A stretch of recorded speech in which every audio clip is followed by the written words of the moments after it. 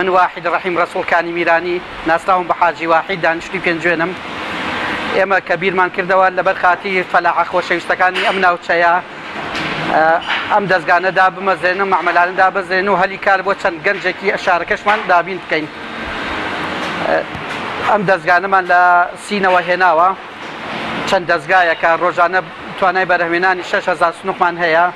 بپشتیوانی خوای گەورە وڵی ئێمە کە پار و پێران ئەم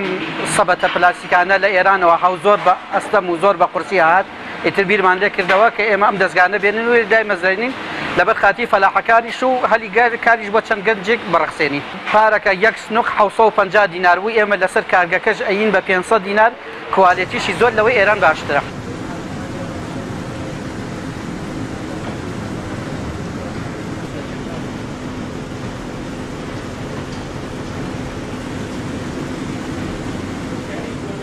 يعني اما روزانه فلاحكان همي پەیوەندیمان پێوەکەن و یەن بۆ سنوق بردن هەر لێسۆ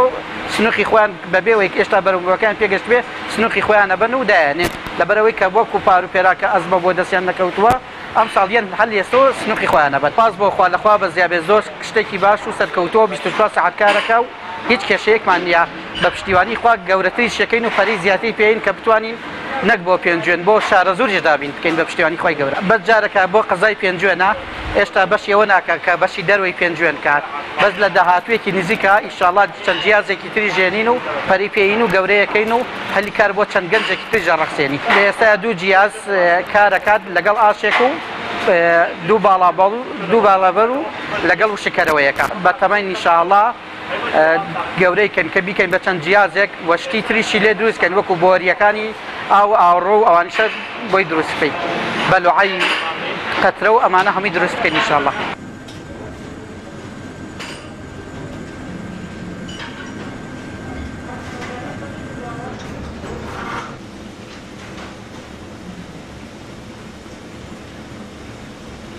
زۆر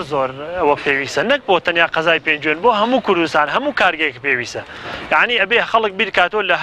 لە چ بوارێکەوە کارگە پێویستە چیمان پێویستە بەس بە شەرتی حکومەت ئاسانکاریت بۆ بکات حکومەت لەمپەر نەبێ لە بەردەمت ئەلحەقیش لە 150 لەمپەرە یعنی زۆر ڕێنمایەکان زۆر قورسن بۆ هەموو معاملەکان بۆ هەموو کارگەکان بۆ هەموو پیشەوەرەکان کاچی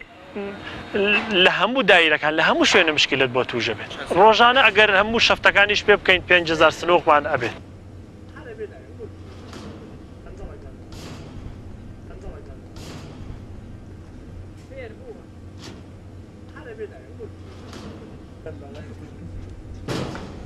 ئێمە موادی ڕسایکلین بەکارێنین موادی بەکار هاتوو وە کەرتێتری ئەمە دەستکاری ئەەکەینەوە ئەم پاکسازی تیاکەین پاکیەکەینەوە موادی ئەوەلی تێکەڵاوەکەینەوە ڕەنگی تێکەڵاوەکەین لەبەرەوە سرۆنقەکە قرپەک نەبێت شتێکی تۆکمە و کوالەتی بەرز هەموو سنووقی تێستمان هەیە تێستیەکەین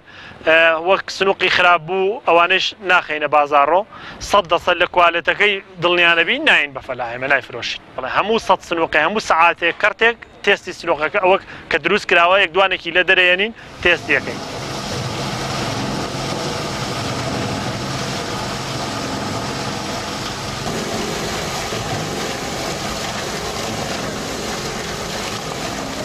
کێش و گرفتی کارەبامان نییە وەک ئیجازە مشکلەوەمان هەیە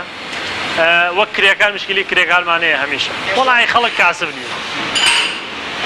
یعنی ئەم پیاوە ئێستا سەری مانگە ڕوا 10-15 شەو ئێمە ترایمان پیاوە باشە ئەڵە سەری ئەڵم کاکە یعنی ئیشی باشتری دۆزیوەتەوە نەوەڵا معاشەکەت کەمە نەوەڵا ئیشەکەت ناڕەحەتە نەوەڵا بەڵام حەزی لێنی یعنی خەڵک کاسب نی نە کاتەکەشمان زۆر 8 ساعتە یعنی 8 ساعت لیوە دانیشێ نیم ساعتی نان خواردنی و یعنی 7 ساعت تا جیاز کردە گەرمەکات و 7 ساعت ڕۆژێ 7 ساعت ئیشەکە کەچی هێشتا ناڕازی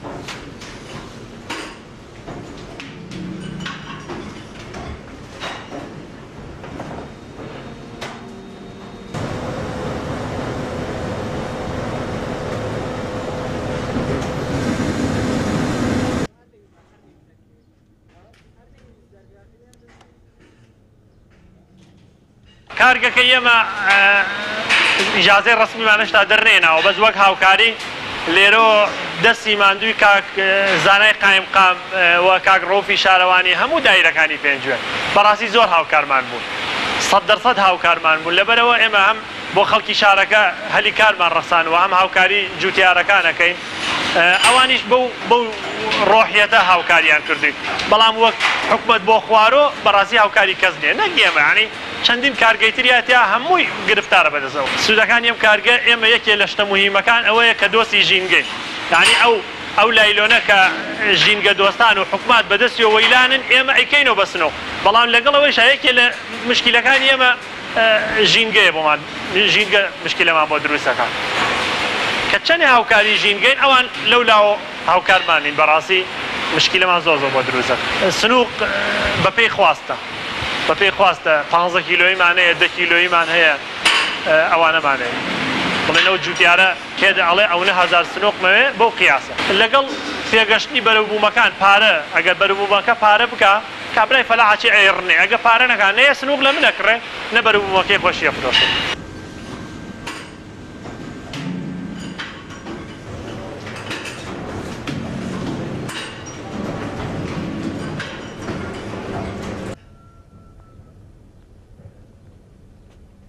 منەوە دانیشتوی پێنجوێن شارەشکەی پێنجوێن گەنجێکم هاتووم لێرە کار دەکەم ماوەی 3 مانگە لێرە کار دەکەم دڵم زۆر بە ئیشەکەم خۆشە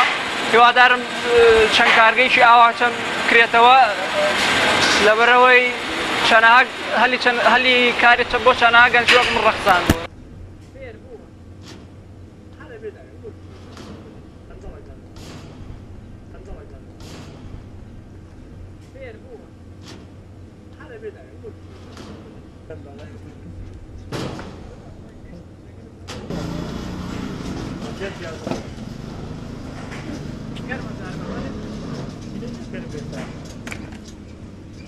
Bayset bu kurbanı genç bir kaçına ayrılacak.